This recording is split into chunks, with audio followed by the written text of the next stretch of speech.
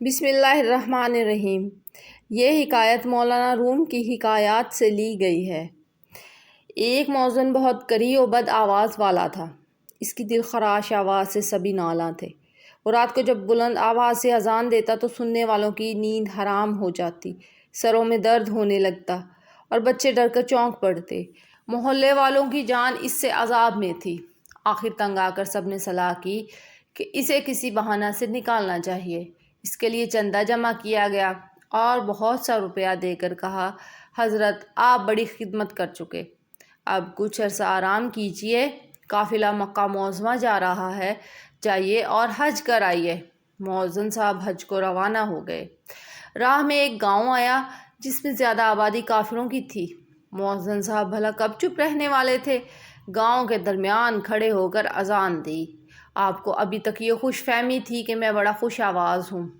جب اذان دے کر یہ اپنے ڈیرے پر پہنچے تو دوسرے گاؤں کا ایک مجوسی مٹھائی، کپڑے اور تحائف لے کر تلاش کرتا ہوا آن پہنچا اور پوچھا، وہ صاحب کہاں ہیں جنہوں نے کل اذان دی تھی؟ پوچھا گیا، کہو کیا کام ہے؟ وہ بولا، میں ان کا بڑا شکر گزار ہوں، میں ان کے لیے یہ ہدیہ لایا ہوں۔ یہ سن کر سب حیران ہو گئے کہ یہ شخص عجب الٹی کھوپڑی کا انسان ہے، ایسی بری آواز پر مست ہو گیا۔ اس نے ان کو زیادہ دیر اندھیرے میں رکھنا مناسب نہ سمجھا اور کہا، میری ایک بیٹی ہے جو بڑی ذہین ہے، اس کی مدت سے آرزو تھی کہ مسلمان ہو جائے۔ ہم اسے ہر طرح سمجھاتے رہے کہ یہ خیال چھوڑو اور اپنے باپ دادا کا مذہب نہ چھوڑو، مگر اسے کوئی نصیحت کارگر نہ ہوتی تھی۔ اسلام کی محبت اس کے دل میں جاگزیں ہو چکی تھی۔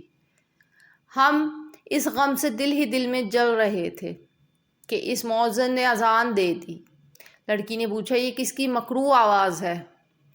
میں نے ایسی دل خراش آواز عمر بھر نہیں سنی۔ اس کی بہن نے کہا، یہ اذان مسلمانوں کا مذہبی شعار ہے۔ دوسروں سے پوچھا تو یہی جواب ملا، یہ مسلمانوں کی دینی علامت ہے۔ جب اسے یقین ہو گیا کہ حقیقت یہی ہے تو اس کا رنگ زرد ہو گیا تو ہمارا دل سرد ہو گیا۔ ہم تشویش و اضطراب سے چھوٹ گئے اور اطمینان سے سوئے۔ ہمیں واقعی اس کی آواز سے راحت پہنچی۔ اے ہمارے مؤذن، یہ ہدیہ قبول فرما، ہم تیرے احسان سے عہدہ برا نہیں ہو سکتے۔ تو ہمارا مددگار ہے کیونکہ تیرے طفیل لڑکی مشرف با اسلام ہونے سے باہر آ گئی۔ آج کل مسلمان جو اپنا نمونہ دکھا رہے ہیں، اس سے دوسری قوموں کو بجائے محبت کے نفرت ہو جاتی ہے۔